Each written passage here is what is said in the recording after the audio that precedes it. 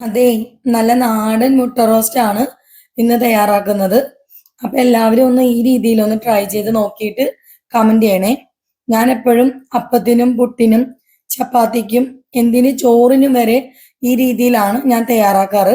നല്ല സ്വാദാണ്, നല്ല എരിയും ഉണ്ട്. അപ്പൊ അതുകൊണ്ട് എല്ലാവരും ഒന്ന് ട്രൈ ചെയ്ത് വെളിച്ചെണ്ണ ഒഴിച്ചു കൊടുത്തിട്ടുണ്ട്. അതിലേക്ക് ഒരു 1/4 ടീസ്പൂൺ കുരുമുളക്, 3-4 വറ്റൽമുളക്, ഒരു തക്കാളി ഒന്ന് നെടുകെ കീറിയിട്ട് ഒന്ന് ഇട്ടുകൊടുത്തു. നന്നായി തിരിച്ചും മറിച്ചും ഒന്ന് വഴറ്റിയെടുക്കാം. അപ്പോഴേക്കും നമ്മുടെ വറ്റൽമുളകും കുരുമുളകും കരിയാതെ ഒന്ന് മാറ്റി വെച്ചിട്ട് തക്കാളിയിലെ തൊലി നമുക്ക് ഉരിഞ്ഞു മാറ്റി നല്ല ഫൈൻ പേസ്റ്റായി അരച്ചിട്ട് മാറ്റി വെക്കാം. മുട്ട റോസ്റ്റ് തയ്യാറാക്കാനായി ഒരു വലിയ ടേബിൾ സ്പൂൺ വെളിച്ചെണ്ണ ഒഴിച്ചു കൊടുത്തു.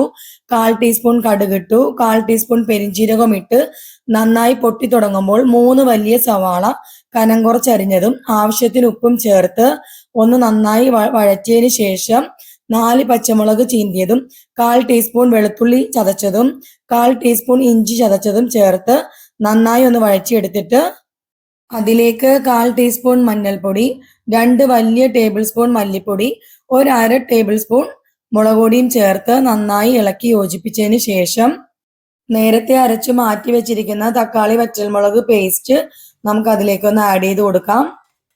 നന്നായിട്ട് ഒന്ന് ഇളക്കി കൊടുത്തതിന് ശേഷം നല്ല മണം വരുമ്പോൾ ഗ്രേവിക്ക് ആവശ്യമായ 1/2 കപ്പ് ചൂടുവെള്ളം അത് ഒഴിച്ചു കൊടുക്കാം. ഗ്രേവി ഒന്ന് നന്നായി കുറുകി എണ്ണ തെളിഞ്ഞു വരുന്ന സമയത്ത് ഒരു 1/2 ടേബിൾ സ്പൂൺ ഗരം മസാല ചേർത്ത് കൊടുത്ത് ഒന്നും കൂടി ഒന്ന് ഇളക്കിയിട്ട് നമുക്ക് അതിലേക്ക് ആവശ്യത്തിന് കറിവേപ്പില ചേർത്ത് കൊടുക്കാം. ഈ സമയം നമുക്ക് പുഴുങ്ങി വെച്ചിരിക്കുന്ന ഓരോ മുട്ടകൾ നമുക്ക് ഇതിലേക്ക് ചേർത്ത് കൊടുക്കാം. ഇപ്പൊ തന്നെ നല്ലൊരു മണമൊക്കെ വന്നു തുടങ്ങിയിട്ടുണ്ട്. ഒരു പച്ചമുളക് ഞാൻ എപ്പോഴും അങ്ങനെയാണ് കേട്ടോ, വെറുതെ ഒന്ന് ചേർത്ത് കൊടുക്കും. പിന്നെ അതിലേക്ക് ഒരു പിടി മല്ലിയിലയും കൂടി ചേർത്ത് നന്നായി ഒന്നും കൂടി ഗ്രേവി വറ്റിച്ചു.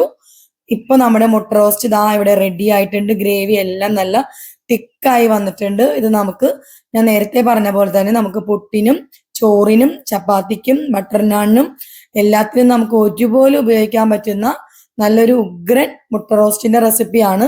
എല്ലാവരും ഒന്ന് ട്രൈ ചെയ്ത് നോക്കണം. അപ്പൊ എല്ലാവർക്കും എന്റെ വീഡിയോ ഇഷ്ടമായാൽ ലൈക്ക് ചെയ്യാനും ഷെയർ ചെയ്യാനും സബ്സ്ക്രൈബ് ചെയ്യാനും മറക്കല്ലേ. അപ്പൊ അടുത്തൊരു വീഡിയോയിൽ കാണാം. അതുവരേക്കും ടാറ്റാ.